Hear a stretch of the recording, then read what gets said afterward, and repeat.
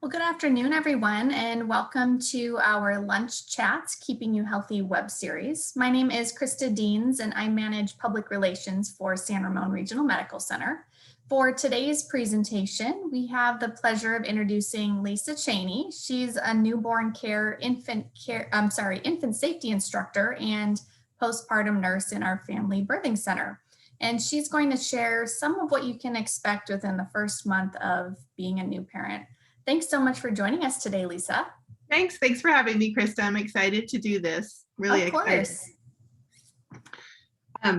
So I'm the newborn care instructor and infant safety instructor, as well as postpartum nurse at San Ramon Regional and the Family Birth Center. But more importantly, I'm also a mom of two boys, and I'm just a mom who's lucky enough to have the best job in the world, where I get to be just a small part of, one of the most life-changing events that can happen to anybody, and that's becoming a parent. So kind of generally what we're going to be talking about today is what to expect in the first month of life for both new parents and their newborn. And it's kind of just going to mostly be concerning expectations around that first month, physical changes, emotional changes, and social changes.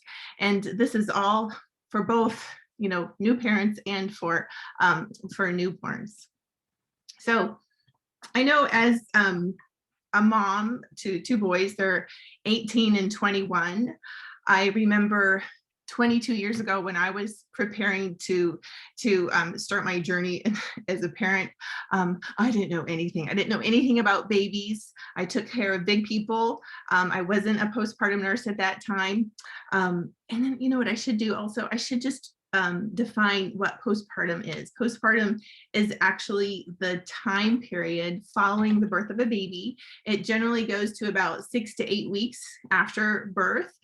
In some instances, it can be longer, but a lot of times when people hear postpartum, they automatically jump to some assumptions. They don't really understand what postpartum is really just the time period. And so anyway, when I had my kids, I didn't know anything about babies. And so I was excited to take all the new classes and everything. And, like any new parent, I came into the whole experience with a certain set of expectations. And when you think about expectations, what are expectations? It's a strong belief that something will happen. And these expectations come from our own experiences. They come from other people's experiences. They come from knowledge that we've obtained through classes and maybe even books that we've read. And so, as new parents for that first month, I know you sort of have expectations about what your labor and delivery will be like. Maybe you're planning for vaginal delivery, or maybe you're planning for a cesarean section. I know I had some certain expectations about how my baby would, probably look, how they would act and behave, and then certain routines too. I had expectations about routines that would be happening at the hospital, and then once I went home, and some of the things that new parents might not take into consideration is that you have these expectations, but then the reality of how it turns out might be very different. Perhaps you plan to go completely natural with no pain medications or anything, and then come to pass you ended up taking that epidural. Well, that's okay, that's all right. Or you were planning on a vaginal delivery and your baby was breech, and so you ended up with a cesarean section. That's really okay. What I want to stress throughout this webinar is just allowing yourself some grace during the postpartum period. There's no right or wrong way to have a baby. What's most important, of course, is a safe delivery, a healthy mom, and a healthy baby. That's what really everybody wants in the end. So allow yourself some grace if you end up having to take that pain medicine, or if just things end up different. I know, and then as far as how the baby looks, I had expectations that all babies are cute. They come out like rosy cheeked little angels. They're going to look like the Gerber baby. I didn't know anything about vernix, about cone heads, about newborn rash. I didn't know anything about that. I expected my son, to be eating and sleeping on my schedule. I'm a very big proponent of routines. And so I thought, this is how it's going to work. And then things were a little bit different than how I expected. And so that's what I just want to really impart on new parents is, it's fine to have these expectations, but when reality sets in and they don't quite align, it's okay. It's okay. Look at the big picture and know that you're doing the best you can, as long as everybody's healthy and safe. So some of the physical changes that, sort of happened during that first month, a lot have to do with hormones, with our body, and then with sleep. So at delivery, there's this huge drop in hormones while they're, in some hormones, but then there's actually a surge in others. And so these can affect, how mom feels. They can cause you to have some shivers and some hot flashes, things that are completely all new and unexpected, things that probably, feelings and things that you've never felt before. But just be assured that over time, these hormones will start to normalize. I do also want you to know that they can cause some emotional changes, which is very, very common. As sometimes, it might require some intervention. There is something called baby blues, which is completely normal, happens in most parents. Most moms experience some sort of baby blues, but then at times it can lead to, if it lasts much longer than the first 2 or 3 weeks, it can lead to something called postpartum depression. And we'll talk about that in a little bit too. Certainly needs some mentioning, but those are some of the changes as far as hormones. Body changes. I mean, we're all kind of familiar with what sort of changes will happen. Obviously you're growing a baby, you're growing another human. So your size and your shape and your weight are going to change when you become pregnant, and still even after you have the baby. It's not going to go away right away, go back to the way it was in the beginning. I know that I kind of joke around in my newborn care class and I tell moms, even if you have a 10-pound baby, it doesn't mean you're going to lose 10 pounds. I know it's really weird. It doesn't add up. It doesn't make sense. The math doesn't work out, but that's okay. You just birthed a baby. So just focus on that for the first little while. My husband was surprised to learn that, yeah, your feet change, the size, your feet grow. After 2 sons, my feet are half a size bigger. And he thought I was making that up, but that really does happen. There's some physical discomfort relating to having a baby. It can be related to delivery. It could be related to breastfeeding, but also just the fact that your body just went through this huge change, and then it's going to have to take a while to go back. So even the process of going back to the way, close to what it was, is there are going to be some feelings, physical feelings associated with that. And sometimes it's a little discomfort, or uncomfortable rather. I had my husband look over these slides, and when he saw me put tired twice under sleep, he said, "Oh, you have a typo." And I said, "No, I don't. Don't you remember?" And he said, "Oh, yeah, that's right." After you have a baby, it's kind of like a tired, almost like you've never known, like a tired like you've never known. And I know when I started teaching the newborn care class almost 10 years ago at San Ramon, I asked another instructor, "Do you tell the parents how tired they're going to be?" And she says, "Oh no, honey, you don't want to scare them." And that really stuck with me, because while I don't want to scare parents, I don't want to scare people, I do want to prepare you and just know that it will get better. In the course, it's a small amount of time in the course of life events, the first month of life of your newborn. It will get better. You'll be tired in the beginning, but there'll be a time when you'll be able to sleep, and that's just will allow you to accept help from other people too, that we'll talk about in a little bit. Some of the other changes that new parents experience are certainly emotional changes. The deep love and protective nature that takes over for many new parents. For some, it's instant, and that's fantastic. A lot of times for mommies, it's more when you're pregnant, you feel your baby kick and you feel your baby move around, and that's when you're like, wow, I'm a mom, I have this baby, and even before you get to actually hold them physically in your hands. But sometimes for daddies, it doesn't become real for them until they actually see and hold and smell their little newborn. So, that mama and papa bear will make an appearance, but sometimes it just takes a little minute. Um, as far as the emotional changes, what we talked about a little bit ago, the hormone and sleep changes that can happen have a profound effect, not just on mama, but on both parents. So there's the statistics that approximately 20% or 1 in 5 women actually suffer from depression, anxiety, or both while pregnant or after giving birth. So this is big. This a lot of people are affected by this. So it certainly needs some speaking to. This can definitely affect the entire family unit. You've heard, if mama's not happy, nobody's happy. But if your partner, if you notice that your partner is not right, is not feeling maybe the way you think they should feel, or is just exhibiting signs that are a little bit different than what you'd expected, or you're concerned, it's important to get help. And you start with your obstetrician. Start with the baby doctor first, or the mom's doctor, not the pediatrician, but the obstetrician. That's where you would start with help first. And I'll give some resources at the end of the webinar with other great options for help.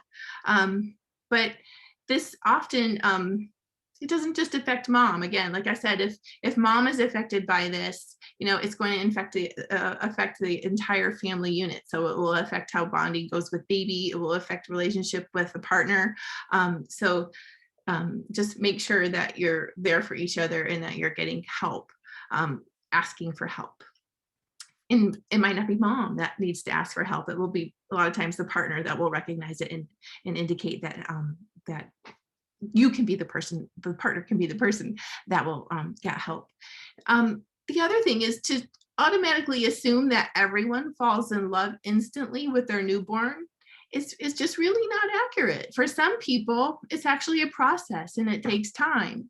But you know what? That's okay too. That's okay. You don't have to immediately be in love with this new little human that has come into your life. Remember, grace. Allow yourself some grace and some time. One of the other things that happens for new parents, there's a huge change in your social life, in your social surroundings and things. The day-to-day life is going to be different for you. Your priorities are going to shift a little. I know that your priorities are going to shift, whether it's related to your job. Perhaps you were just, career. Well, all of a sudden now you have this little human who's entirely dependent upon you. Or perhaps, you like to play tennis every weekend or golf every weekend. It might be that has to be put on the back burner for a little while. But remember, this is just a season, and those things will come back. But right now, you've created a human. You've been given the best gift that there is, and it's to share life with a new family. Your social circle will probably change. It just might now include other new parents that you've maybe met in prenatal classes or in mommy and me groups. A lot of times you can meet people in those classes, and it's kind of nice to get to know someone who's got something similar going on at the same time. You have these shared life experiences, especially now because of COVID, you might even have a quiet social circle for a bit. But you know what? That's all okay too. That's all okay. It's a season. Definitely your relationship with your partner will change. Now the two of you, will be the three of you, or if there's twins or more, it could be more. But you know what? That's really great. That's really fantastic. I know before my older son was born, my husband and I went out to dinner, and he got all googly eyed, and I'm sitting there pregnant at the table, can't wait for my dinner to come. And he looks across the table at me and he says, I'm really going to miss you. And I was like, wait, what do you mean? Where am I going? Where am I going? And I asked him about that the other day, and he said, no, I knew that, I'm probably going to drop down on the priority list a little bit. And while, he did kind of drop down on the priority list because there's this new little human who requires everything. It's still important to remember that this partner of yours is probably the other person, the one other person, maybe you're lucky enough to have more, but this partner is probably the one other person in the entire universe that loves your baby as much as you do. So, lean into that. Take turns with the household duties, take turns with the baby chores, make time for your partner in small ways, even if it's just something like a shoulder rub or ordering your partner's favorite takeout food or whatever. Just make time for your partner in small ways too. And remember to communicate. Ask, hey, how can I help you? What can I do? If you feel like you're the one breastfeeding and you're doing all the stuff, you're always up with the baby. Sometimes you feel like, gosh, they can't do anything to help me. But you know what? Yeah, there is. There's a time when maybe the baby doesn't want to be put in the bassinet to go for a nap. Well, guess what? They can do tummy time with dad or your partner, and you can take a nap or go get a shower or do something like that. So there are ways. Just make sure that you're talking with each other and sharing how you're feeling, and just making sure that that is a priority. Because before there were 3 of you, there were the 2 of you. And being on the other end of the spectrum now, it's going back to just the 2 of us, my sons are 18 and 21. So you'll get your time back. This is my favorite part. Look, I love babies. I'm the luckiest person in the world to be able to look after little people, little babies. Can you imagine what it would be like if you could remember the first day of your life? Talk about culture shock. I've lived internationally, and I used to get those books called Culture Shock, Culture Shock Singapore, read all that to learn all about it. Well, gosh, little babies don't have that opportunity. They don't get to read what they're in for. Just that day of birth, the first day of their life, talk about culture shock. They are immediately disconnected from their automatic source of food, from the comfort and the warmth of being inside mama. There's no more umbilical cord. There's no more swaddling. Oh my goodness. At first, the babies are, they'll cry, and they might just be a little startled at where the heck am I? And then, there's this overstimulation kind of period where they're just like, where am I? Looking all around. They can't see too far ahead of them, but certainly the lights and sounds are very different on the outside than they are on the inside. So you can imagine that those beginning hours, those first few hours, are a really fun, amazing time with your newborn. Because they're just like, what's going on? But then what happens that first 24 hours of life, what generally happens the second half of that 24 hours, they start to get super sleepy. And I love it because all my new parents are like, fantastic, I have this great baby. They're wide awake. I can love on them and show them off and do all this kind of stuff. And then they go right to sleep so easily. And that's fantastic. I say, yay, that's great. But then I go see them when the baby's 36 hours old and they've got circles. Mom and dad have circles under their eyes. And they're like, what happened? My baby's very different today. She's not acting normal. And I just chuckle because I think, what do you mean normal? She's still establishing normal. The first 24 hours of a newborn's life outside the womb is very, very different than the next 48 to 96 hours. So that time period then is very different from, the next part of the month of their life. It's almost like a flip of a switch. Day 2 and day 4 are very different from day 1. They become more vocal. They need physical touch. They need to know that they're safe, that there's enough food, that they're going to be warm, all that good stuff. The physical changes that take place. Boy, was I not prepared for this. I was not aware that a head could look like a traffic cone. When I pictured a newborn, when I pictured how my son would look, I pictured this sweet little baby with just round, rosy cheeks and all that sort of thing. I didn't know anything about vernix, cone head, newborn rash, birthmarks, and how hairy they are. I like to remind my new parents that, we are mammals. We are all mammals. We all are hairy in all different kinds of places, and that includes little babies. So it's all very normal. It's all good. But it's even besides these physical appearance kind of characteristics of your newborn, the changes that are happening on the inside are extraordinary. Your baby actually has to learn how to coordinate sucking, swallowing, and breathing. They've been sucking and swallowing while they're on the inside, but now all of a sudden they're out and they have to breathe. And that can sometimes get interfered with the other two things. So they have to learn how to coordinate all that stuff. Their tummy is growing so fast. They become increasingly interested in eating, especially after the first 24 hours again, because they're not connected to that umbilical cord, that direct connect of food anymore. There are circulatory changes happening, so their color changes. They might start out with some looking very pale and having some purple hands and feet, but then they start to look more pink, and then all of a sudden they start to look a little yellow. What's that all about? It's newborn jaundice. Their stool even changes. My husband, when we were going through these slides, he said, yeah, make sure you tell them that they're going to see and smell things that they've never seen or smelled before in their life. The hormone changes even happen with baby, not just mom, but hormone changes, and those make their appearances in things like cradle cap when the baby's 3 or 4 weeks of age. So it's important to know that these kinds of things are happening. The emotional changes that happen in a newborn, again, like we talked about, the first 24 hours is a complete culture shock. They're now just beginning the journey of being independent from mama. And I think it's so exciting because when that baby's born, all of a sudden the population is up by one, at least. And so it's pretty extraordinary what's happening with this newborn. They're becoming independent. They're in the beginning, they're pretty helpless. It's before they're social, and that can be one thing that can be a little hard after a while when you're so tired and you're constantly up and constantly feeding and looking after this little person who just pretty much just kind of cries a lot.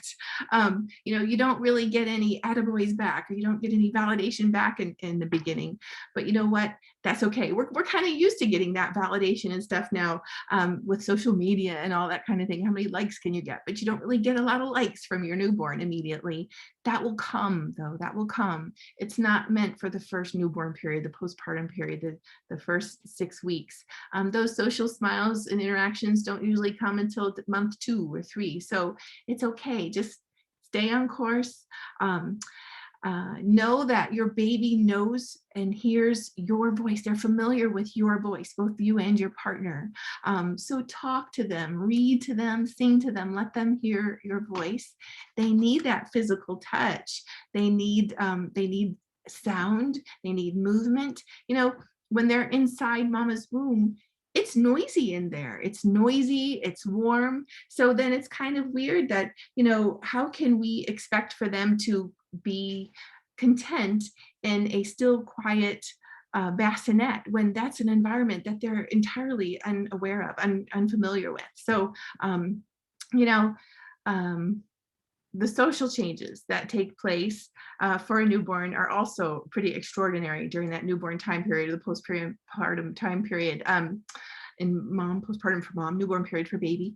So they sleep a lot. Yes, they do sleep a lot, 12 to 18 hours a day. But I have to tell you, whoever came up with that saying, oh, they sleep like a baby, I think that person never had a baby, because if you've ever watched a newborn sleep, you will know that they don't sleep soundly. They're not quiet little sleepers. They make noises, they cry out, they move around and twitch. And so if you're just expecting to get a good, solid, bear-like sleep, it's not going to happen. They sleep in small little chunks of time on an irregular schedule. So that will become more of a routine over the course of time as they get a little bit older and put some weight back on. But what I want to make sure everybody knows as far as sleeping for a newborn, for a baby, is that they all should be put to sleep on their backs. And it's very important that you share this information with anybody who's caring for your newborn, especially like grandparents, your parents. Make sure you always put your baby to sleep on their back, whether it's for bedtime or nap time. They need to be sleeping on their back, and this helps decrease the incidence of SIDS, or sudden infant death syndrome. They not only need to be sleeping on their back, but they need to be sleeping in their own sleep environment, in their own little sleep surface, a surface that has a tight fitting sheet or a firm mattress with no extra blankets around them, no extra pillows, no toys or anything, no bumper pads in the crib, just a very minimal environment. Other part of social changes include that newborns have their days and nights mixed up from parents. And I remember being surprised at this. But if you think about if you're pregnant and you're listening to this, I'll bet when you lay down to go to sleep at night, that's when you find that your baby's most active. They start kicking and moving around when you stop moving. So during the day, you're walking and moving around and you're sort of swinging them to sleep. So they're on that same schedule when they arrive here. So they're more awake at night and more sleepy during the day. So some of the things that you do during the day then are, you talk to them, you interact with them a little bit more. You try tummy time. Tummy time is not when they're sleeping. That's tummy time is supervised time spent on their tummy while they're awake. That's one of the activities that you can actually do with the little one before while they're awake before bedtime. They cry more, and understand that that's okay. That's how they communicate. I'm not ever worried about hearing a baby cry because number one, I know they're breathing.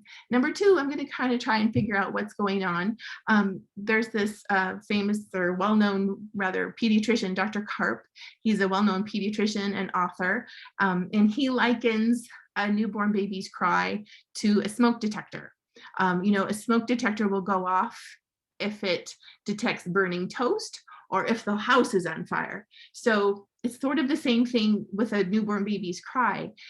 You don't know, is this a big thing or a little thing? Is this, burning toast, or is this actually the house is on fire? So it's important, after a while, you're going to learn to discern what these different cries mean. In the beginning, I know it's very hard and frustrating because as a new mom or new parent, you think you should be able to instantly be able to communicate and understand what your baby needs and wants, but it takes a while. It's kind of like a dance.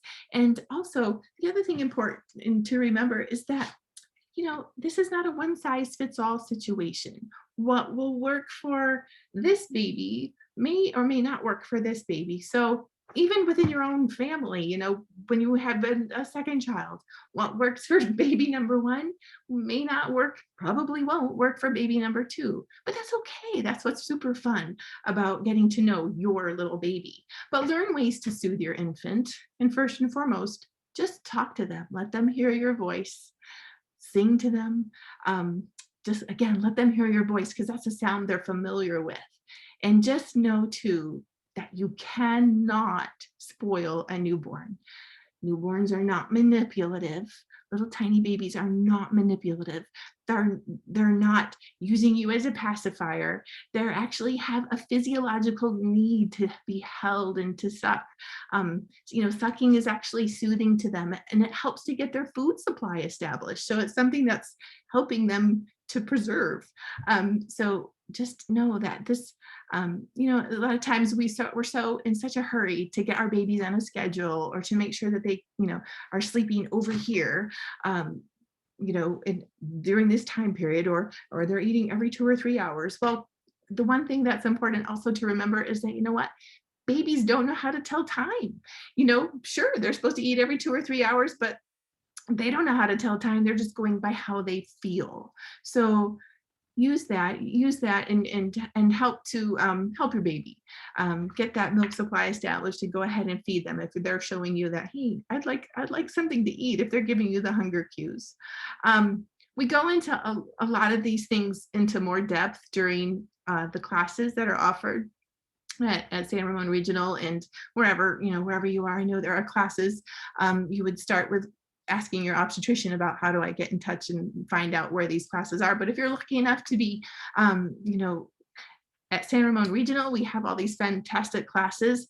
But one thing I just want you to know and to remember is my little thing here, perfect, or my little design here. It's not my design, I found it, but you'll notice that in planning, preparing, and practice, there's no perfection. So understand that you don't need to be a perfect parent. Guess what? Newsflash, there's no perfect parent. I know you know that.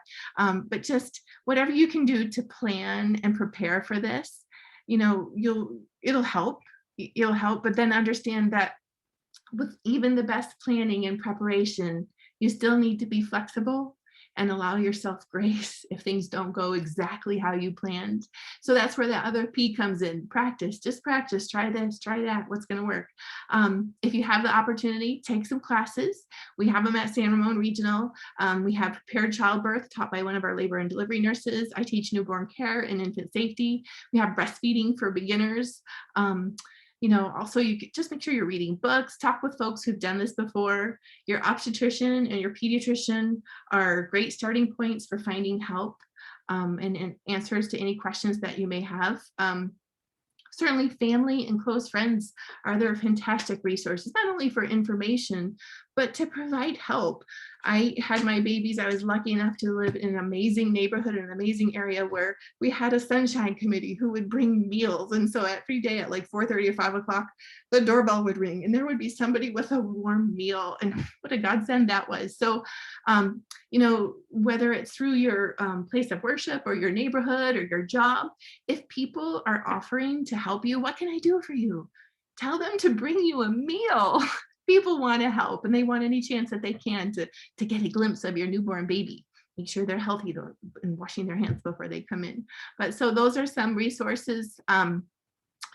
If you're finding that you're more anxious than you anticipated, or maybe you're noticing your partner is more anxious than you really kind of thought, is normal for the situation. Again, start with the obstetrician, but there's also some great resources online. mycare.mmhnow.org is the Maternal Mental Health Now website. They say on the website that their perinatal mood and anxiety disorders consist of depression and anxiety that affect any new mother, father, or caregiver anytime between conception and 1 year postpartum. So this maternalmentalhealthnow.org website actually has this little app that you can plug in, whether you're expecting to have your baby, you've already had your baby. I think there's one other part, I don't know what it would be, maybe it's for an older child, but it's actually an app, and you can plug in answer some questions, and it gives you some common tips and things to help. But it's just something worth checking out if you find that if you feel a little more anxious than normal. Certainly check it out.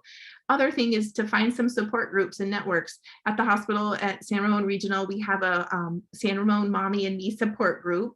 Right now, because of COVID, we are on Facebook only. We are hoping to start back meeting in person soon, but it's a fantastic resource for new moms to come. Actually, there have been dads that come too, but any partners can come with the baby. When it opens up again, this is probably how it will work. But even if it's not the San Ramon Mommy and Me group, join something like that. Other mothers morning out groups are very helpful. Meet people in your prenatal classes. You have a lot in common with these people, and even if it's just to meet up with that person and go for a walk with the baby in the stroller, just so you get out of the house and get a little change of scenery. And it's also a great way to say, hey, my baby's doing this. Is yours doing this too? And you find out, oh, okay, that's pretty normal. That's fine. But just really wonderful, wonderful support groups.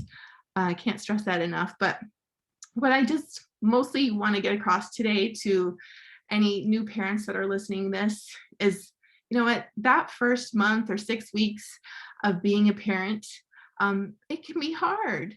It's certainly wonderful and exciting, but it can also be, a little anxiety provoking too, and you can be tired. But what I want you to most remember to do is just to be kind to yourself. Be kind to yourself as you navigate these changes. Allow yourself, your partner, and your baby some grace.